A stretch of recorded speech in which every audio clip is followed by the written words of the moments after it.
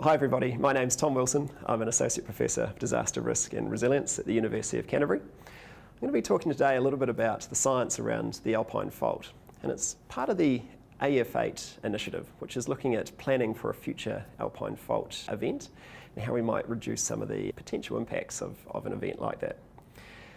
So I'm part of a great big scientific team, and I'm presenting on behalf of them a lot of the science that's been produced over the last couple of decades. And particularly over the last 5 years, which provides us a really world-class resource for looking at what a future event might look like. So what I'm going to talk about is what do natural hazard scientists worry about when we're thinking about a future big earthquake event. So the first thing that we need to know about is what is the magnitude of the event going to be.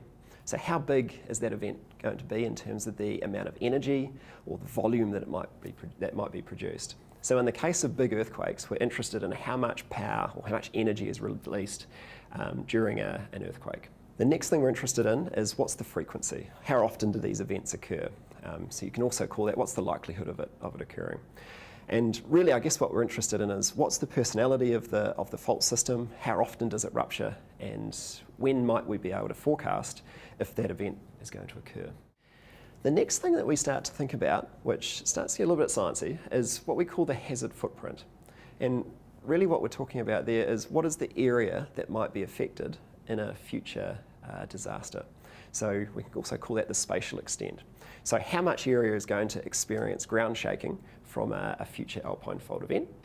And then we break that down into thinking about what is the intensity that we might experience at this location or a variety of locations. We describe that as saying, how long or strong might the effects of that hazard event be in space and in time? So what is going to be the duration of shaking that we experience here in Christchurch where we're recording this video? The other things I'm going to talk a little bit about is some of the potential consequences that we might experience for an event like this. So starting to think about what might be the impacts which can occur, which leads us to how we might start to reduce what those consequences could be. Okay, so we'll start out with looking at what the magnitude of this potential event might be. So when we're thinking about the Alpine Fault, from a scientific point of view, it is one of the absolute classic strike-slip faults that we have for a plate boundary fault system on Earth. So when we're looking at this, we can see this image here, looking at the long view of the South Island. And what you can see running along that very straight lineation on the western side of the Southern Alps, what you're seeing there is the Alpine Fault. And this other image that we're looking at the right-hand side is looking along the strike of the fault. So what we can see is we're looking from the south, looking north along the Southern Alps, up towards through Marlborough and Nelson, and towards the southern part of the North Island. And you can just see Wellington in the distance there. What we're looking at is the Alpine Fault, and it's around about 400 kilometres in length. Now the reason that we know that it's a fault line is we can go up and have a look at the area and see where that lineation might be in the ground. But the key thing from a geological point of view is that the rocks that we see down here in Western Otago and Southland are actually the same as what we have up in northwest Nelson. And that fault line over millions of years has displaced them. And as it ruptures away over a number of probably hundreds to thousands of events. So it's a very mature fault system. Now, the thing that we're most interested in terms of calculating how big is this future event going to be is we need to know what the length of the fault will be, and that can give us an indication of how much energy might be released. So the way to think of it is if you put your two hands together and press them really tight, and if you've got really long hands, or the longer your hands and the more surface area that you have between them, and as you're trying to pull them apart like that, you'll start to feel energy being produced. It's a bit of a cold day here. I've got slightly cold hands. I'm actually quite enjoying doing this. It's providing a bit of warmth. But what you're effectively producing is you're having that energy being released as your hands move past each other. Now that's the same thing that's happening with the Alpine Fault, where we have the Pacific and the Australian plate basically grinding against each other. Now they're not moving in a nice smooth motion like my hands are doing there. They're actually locked together, really tightly compressed, and when they rupture in breaks, and energy is released quite quickly. So if you've got your hands together, pressed really tight, and you give it a quick sharp rupture, you'll feel much more energy and warmth be produced. What you're kind of producing is seismic energy or seismic waves. and those waves will radiate out and lead to the earthquake being produced. So when we're coming back to the alpine fault situation, we're interested in how long that fault might be and how deep that fault extends down into the earth. So with that very long distance of 400 kilometres, that can lead to potentially a magnitude 8.1 earthquake, which is a very, very large earthquake, and starts to get our attentions as geoscientists. I'll explain a little bit more about what that might potentially mean. Now, what we're interested in is, does that fault rupture the full length of the fault line or not? So it's an important question that we need to ask. Now, some of the wonderful work that's been done by GNS Science, along with a number of others from the University of Otago, Victoria University Wellington, University of Canterbury, and a number of others from all around the world, have been actively studying this fault for decades, and there's been some tremendous work.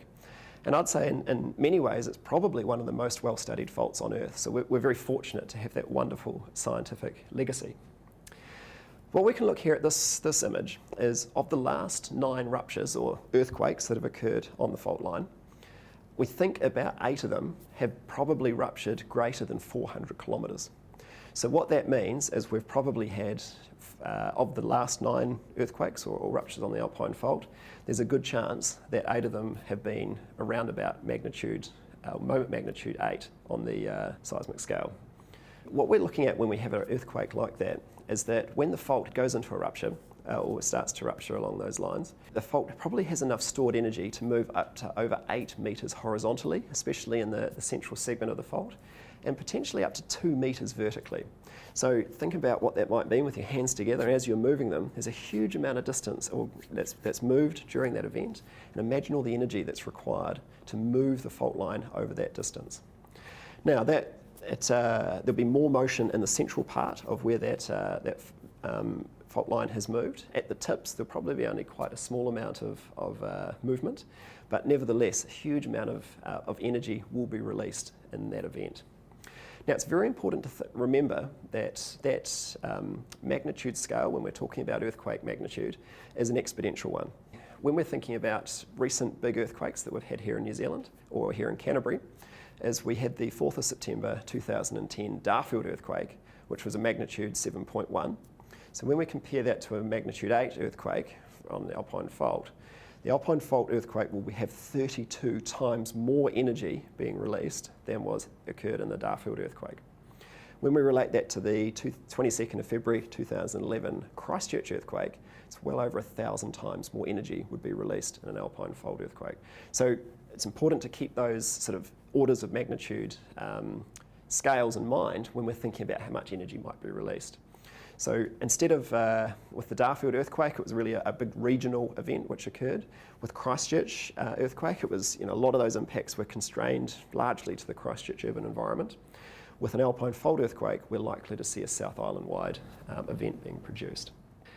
Okay, so the next thing we need to be thinking about is the frequency, or what's the likelihood of the next event? Or when, and ideally, if we can forecast, when is that event next going to occur? Which in natural hazard science is very, very difficult to forecast. But what's wonderful about this fault, where it's been some incredible work done, especially by our GNS Science colleagues over the last 5 to 15 years, is they've been starting to unravel the number of different earthquakes that have occurred on that fault line. So some of the new research that's been undertaken by Ursula Cochrane and her team at GNS is looking down at the southern portion of the alpine fault and starting to look at areas where the fault line has displaced different rivers or different sort of swampy type areas. And every time that you displace them, is that sometimes, if you're lucky enough, a little bit of carbon will be captured in that displacement. So it might be a case where the fault has moved and it's trapped a piece of wood or whatever, or peat, and it's locked up underneath some gravel or other sediment and sort of stabilised there. Or it might be that because of the sedimentary response, where new gravel or sand is laid down by a river or whatever, and it locks that carbon in place. If we look over time with the different earthquake events, is that we can start to date that carbon and start to look at when those events may have occurred. So what we're seeing with this plot that we can see here on the screen is that this team has managed to pick up over 27 different earthquakes on the alpine fault over the last 8,000 years, which is just simply absolutely outstanding. It's difficult to emphasize how special this is as a scientific data set. So looking on this plot here, if we look on that x-axis up the top, we can see from 2000 AD, so that's the year 2000, and then we can move back in time, and we go all the way back to 6,000 years ago. And what you're seeing with those little wiggly things on the plot is the carbon date or the carbon age estimate that's been produced. So we use that as a dating technique to look at how old carbon might be from when it was deposited. So what you'll see there is a sort of a lumpy figure. What that's showing is the uncertainty of the age date. But the key thing I think here is to look at how regular the estimates of those ages are through time. And that tells us that the personality of this fault line seems to be that it ruptures quite regularly through time. Now we can start to look at some of the statistics around this, but the key take home is that it's a very regular occurrence through time. So the longest interval between different rupture events seems to be around about 510 years, and the shortest interval is 140 years. Now this might mean that different segments of the fault is rupturing or whatever, but the key take home is that there's very regular rupturing of this fault line through time, so we're having very regular earthquakes. So with this new data that's starting to come in, it seems that on average, and remembering it's on average, that the mean recurrence interval, or how frequently on average it seems to rupture through time, seems to be about 300 years. Now, importantly, we've got quite a lot of evidence, and quite compelling evidence, that it appears the last earthquake was in 1717 AD. So that means it was about 300 years ago. So the key thing from that is we can probably start to take that this fault system is probably starting to get towards the end of its what we call the seismic cycle. So it's probably re-stressed up, and it doesn't mean that we're statistically overdue or anything like that. What it means is that every day that we go on without an earthquake on the Alpine Fault, there's just a little bit higher probability that we'll have an earthquake in the future. Hence, it's a really good thing to be preparing for an event like this. Now, for those of you that are sort of statistically minded, what that probably means is that with this data, which is from the southern portion of the, or southern segment of the Alpine Fault, that southwestern section, there's a conditional probability of around about 30% or 29% probability that the southwestern segment of the Alpine Fault will rupture in the next 50 years. So a very compelling case that we should be preparing for an event like this in the future. Okay, so that's all good. So you might say, Tom, that's nice, all these statistics. What's it going to look like? So the thing that I like to visualize, because I'm quite a visual person, is what is it going to look like? What's the spatial extent, or what's that hazard footprint going to be? So the image that I'm showing you here is what we call an isoseismal map. So it's showing areas of where we think equal shaking will occur. So the image that you're seeing here is trying to provide an estimate of what the likely shaking intensity will be.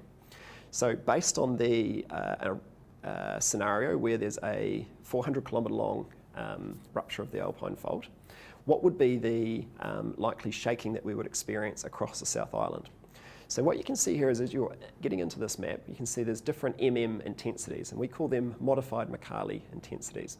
What they are is sort of a qualitative measure of what the kind of the damage or the impacts or what we will experience as a society at these different areas.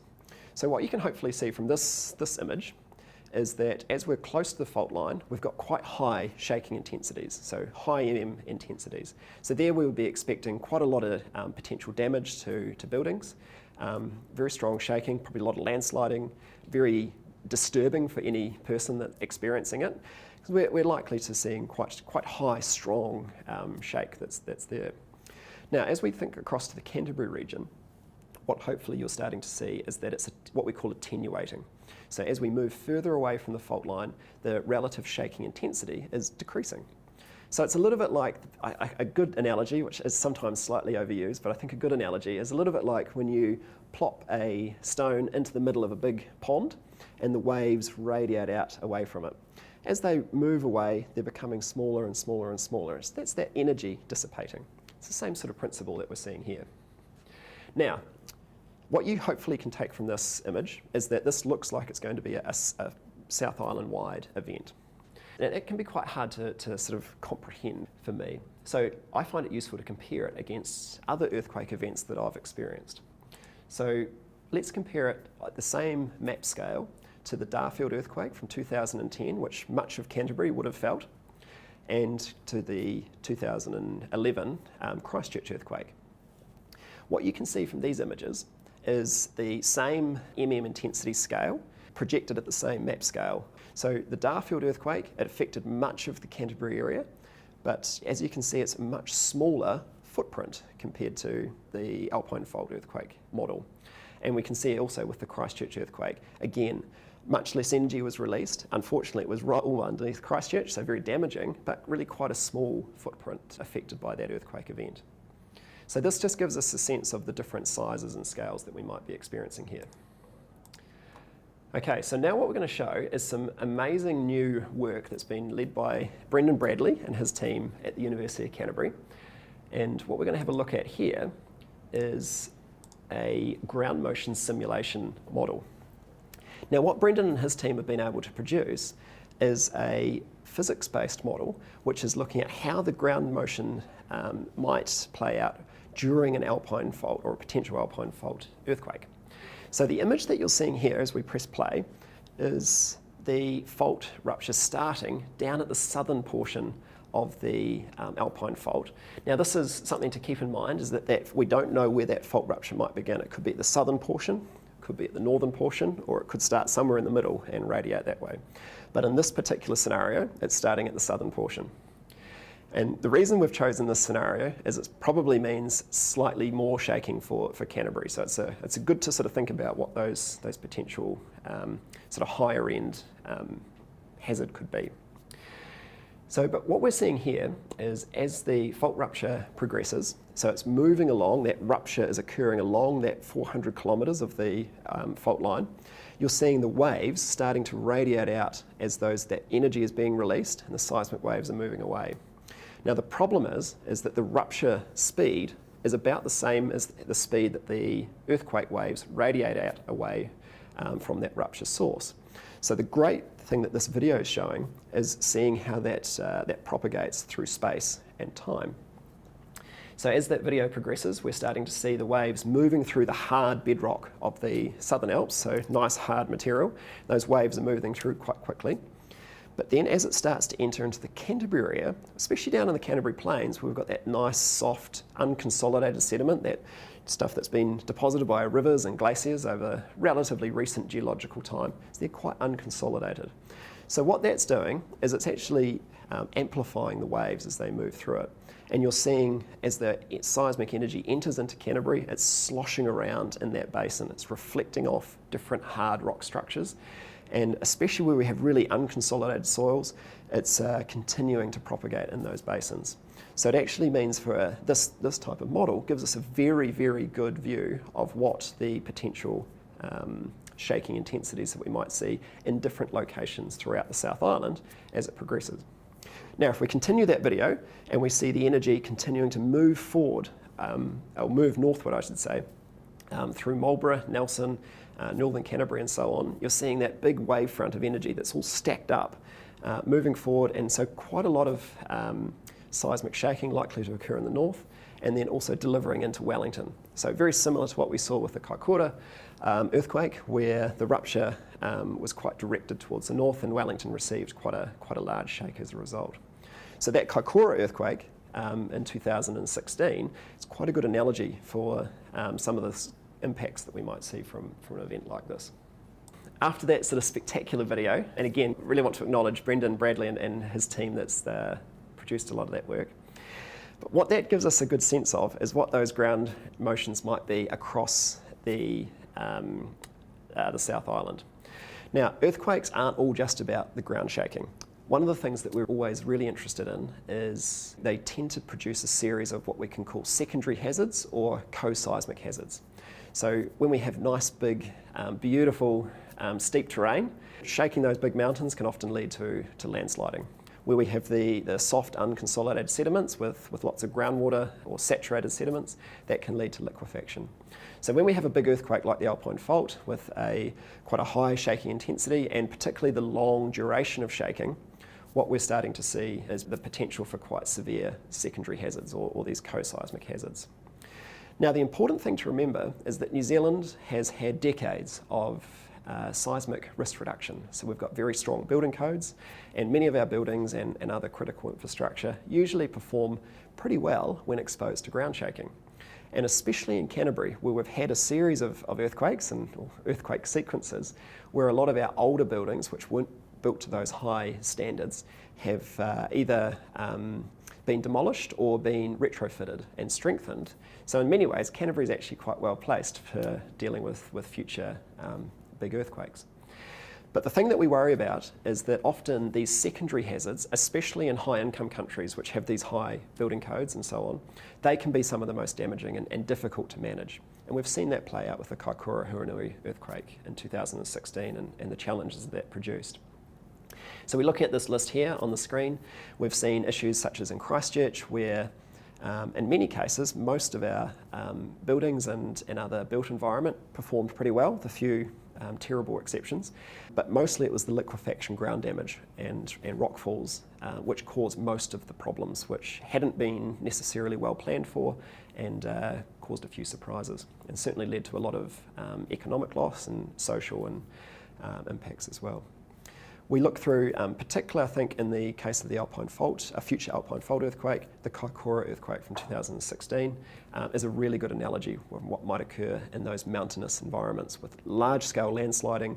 And if we use this little graphic here as a good example, where we start here on the left with the earthquake occurring, shaking's occurred, and that's induced landslides on a big steep slope, might be a little bit unstable. Landslide comes down, blocks a river. River banks up behind it, and we have what is called a quake lake forms. And eventually that river will build up, or that lake will build up, and eventually it'll either cut through that landslide or, and hopefully not, but potentially catastrophically break out. And we have what we call a dam break flood. These, of course, are potentially very, very hazardous to life. So this sort of cascading series of hazards is one of those things that we're really quite concerned about with an Alpine Fault earthquake, where much of the Southern Alps and our mountainous terrain is likely to be affected by that. Now, it's not just the immediate landslides that we necessarily are worried about, but just looking at this new image here, we have put a lot of work into this. So some of the work from Tom Robinson, who did a PhD here at the University of Canterbury, now based over at University of Durham in the UK. He and his team were looking at how to forecast where landslides might potentially occur in a future Alpine Fault earthquake. So this map that you can see here on the left-hand side, what that's showing is a combination of the ground shaking, but also the topography of how steep the slope might be, what the geology might be, how strong that rock is, to provide a forecast or an estimate of how susceptible particular areas of the South Island might be to potential landslide hazards. So you can see here, very similar to that intensity map that we showed before with the modified Mercalli intensity, is that the areas close to the fault line, which we anticipate to have quite high shaking, have a high landslide hazard. But also, for those of you familiar with the Southern Alps, areas where there's very high topography and potentially sort of over-steepened slopes also have very high hazard of potential landslides occurring. And as I said before, the Kaikoura earthquake is a wonderful example of how this can occur. And the image that we're seeing here on the right-hand side, where there's been a big earthquake shake, a big landslide has come down, blocked this river, a quake lake has formed in behind it. And now at the time there was a lot of concern as to how is that going to play out. Is it going to burst through catastrophically and flood that floodplain below it? Now, as I said before, it's not all just about the immediate or the days and weeks after that Alpine Fault earthquake. With these, what we anticipate is a large number of landslides all across the Southern Alps. What that's going to do is introduce a large amount of sediment into those catchments. And so that creates a sort of a long-term issue that we will, as a society, need to deal with. And we've got a great example of this happening already. It's actively happening at the moment in North Canterbury following the Kaikoura earthquake, but here's a series of air photos from an example on the west coast. So what we're looking at here is a series of air photos through time from 1987 through to 2005 of the Pororua River catchment, and sort of the upper part. Now, just here on the left-hand side, you can almost see where the Alpine Fault is coming through. But this didn't relate to an Alpine Fault earthquake. In 1999, there was a great big landslide on Mount Adams, and it's a little bit further up the catchment from what you can see here. But several million cubic metres of material was landslided off the Mount Adams and blocked the Pororua River. Now eventually behind it, a landslide dam lake built up and eventually eroded through and we had a breakout. So you can see here this air photo in 2001 as to what happened. So a huge slug of water and other debris and sediment moved down through that catchment there. And what used to be a very nice, quite high productive deer and sheep and beef farm, and with the river constrained on that northern side of the floodplain, the river broke out and started flowing actively across much of that farm. And you can see as it progresses through 2001, 2002, 2005, just how much sediment has come down and resurfaced that floodplain. Of course, the consequences for the poor farmers that were trying to manage that were very severe. So large loss of pasture land and difficult to constrain that river and manage it going forward. So a lot of resource tied up with it. Of course, downstream, you can imagine issues where if roads or bridges and other critical infrastructure may be exposed to this, you've got similar sort of problems. So quite a severe, acute case study here, just for this little one catchment. Imagine that across the tens, hundreds of catchments across the South Island. So potential similar challenges going forward. Now let's think about what's exposed.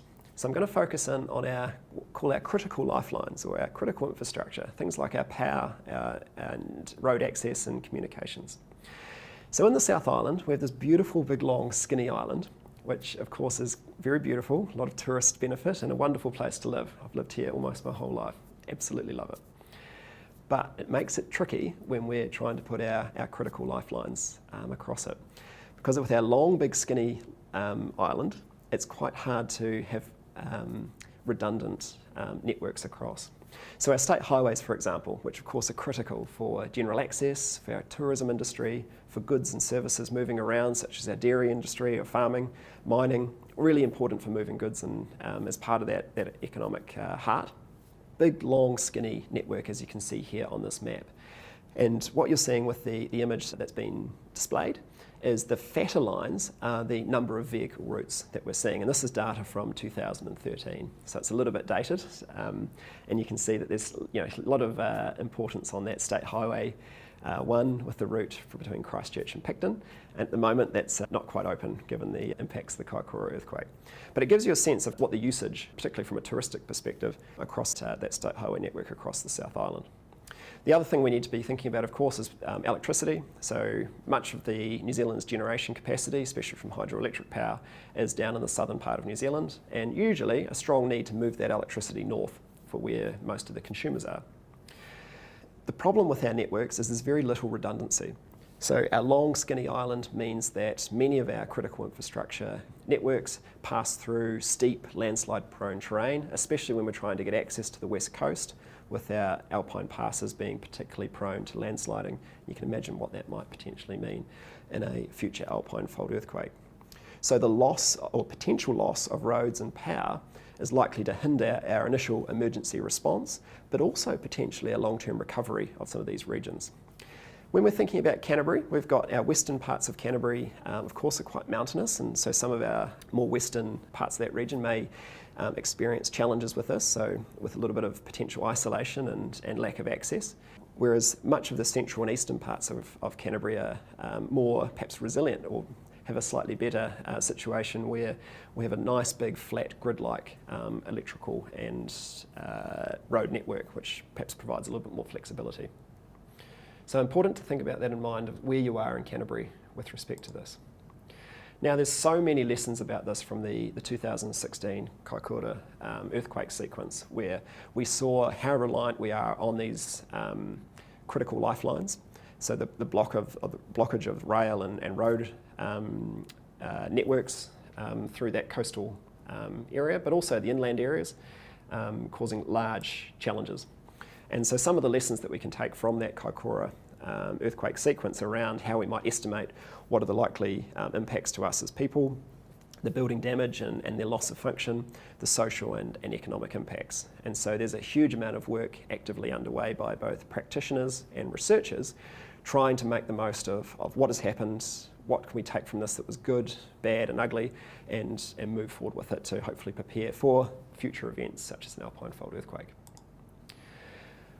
Let's get into this a little bit more detail. So what we have a map here is looking at the state highway network. And what we're showing is using that landslide estimation model that I showed you before by Tom Robinson, looking at how exposed our state highway network might be to co-seismic landsliding. So the first thing that hopefully that draws your eye to this is, as we have in blue here, the sort of deep blue is where we think there's very, very low chance of landsliding to occurring, especially on this road network, through to the hotter colours, the red and the orange, where we think there's quite acute challenges. Hopefully the first thing that you see here is the alpine passes, such as Arthur's Pass, Lewis Pass, Haas Pass, seem to have very, very high scores. So they're sort of in that hot red and orange colour. If you've ever driven through those alpine passes, you'll be familiar with just how steep those slopes are in and around the alpine passes, how prone they are to landsliding normally, especially during storm events, and if we had a great big earthquake rolling through there, the challenges that might produce. Also of concern is looking along some aspects of State Highway 6 over on the west coast, particularly through those mountainous parts of South Westland, where the road is winding through quite beautiful but quite steep terrain, large amount of landslide exposure in through there as well. So the picture that this starts to paint is that the east coast, or much of the east coast of the central and lower part of the South Island, have relatively low landslide exposures to the state highway network. But wherever we start to enter into that mountainous terrain, and especially as we move further westward, potentially closer to the fault shaking source, is that hazard starts to go up. So that's an important part of our planning going forward as to which sections or which parts of the roads might be most exposed and potentially disrupted. It's important to remember that this is not an estimate of likely impacts. It's simply looking at which parts of the road are most exposed to potential hazard.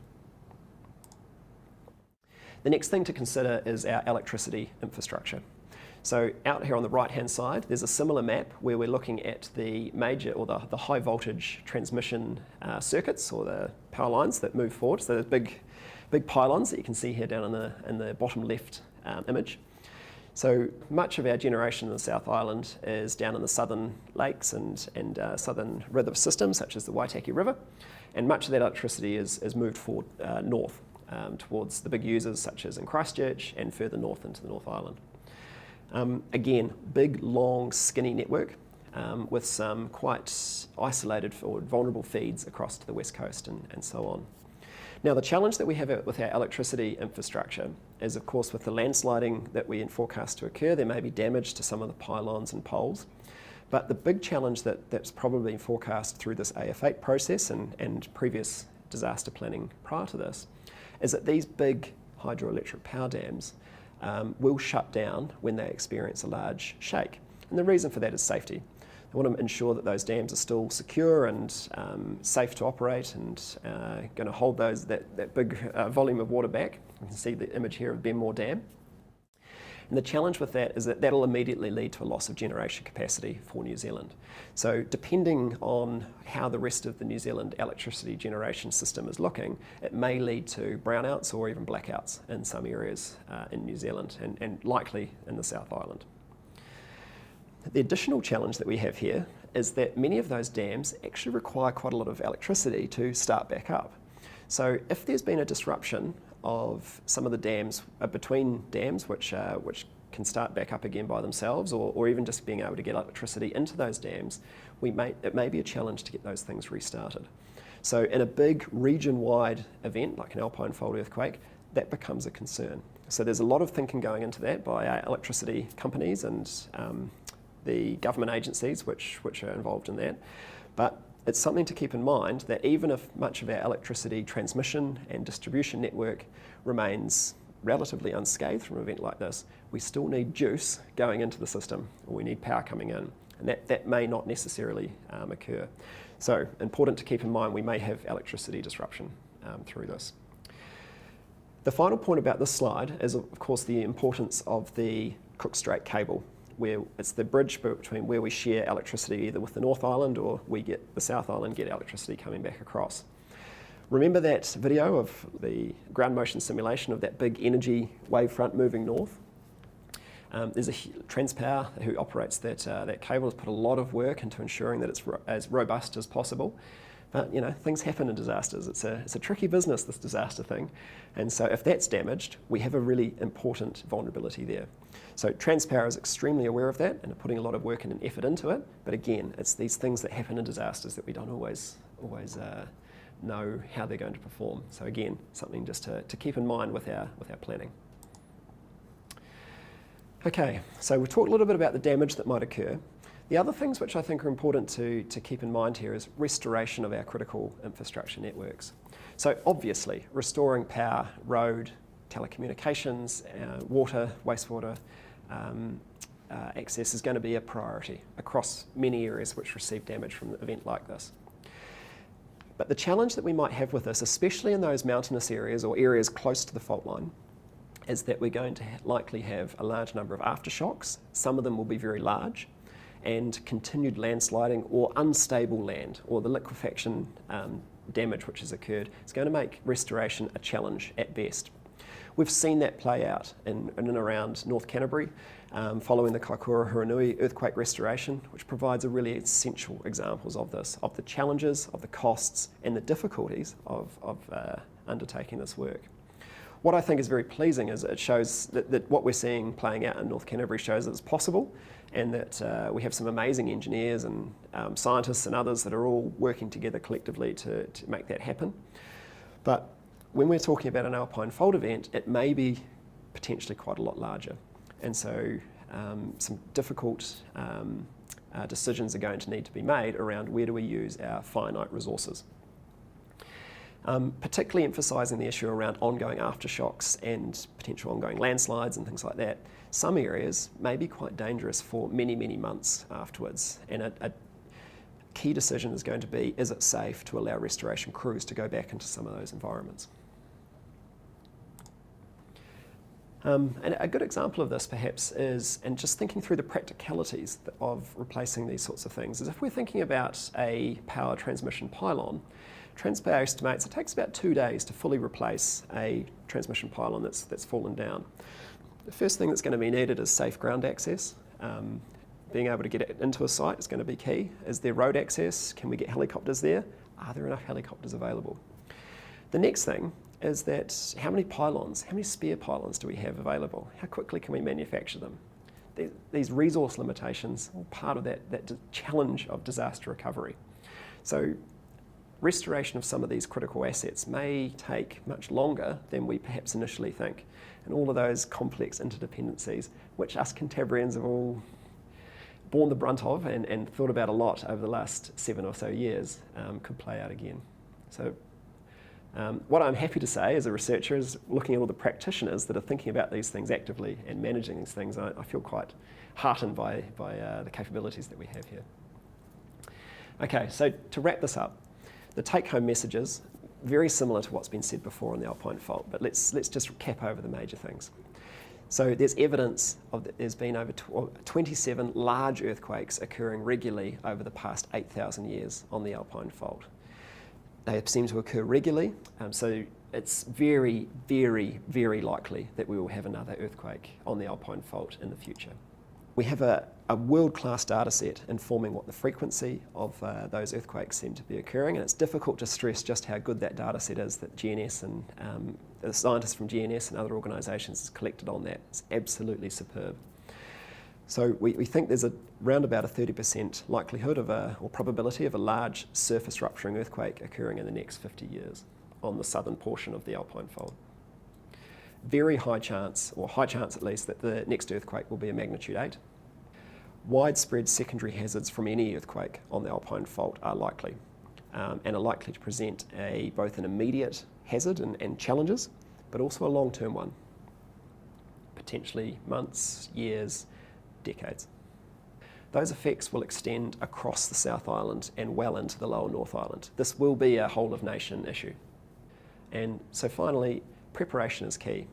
We live in a very active, beautiful country, but it's knowing what forces that have shaped that country are really important.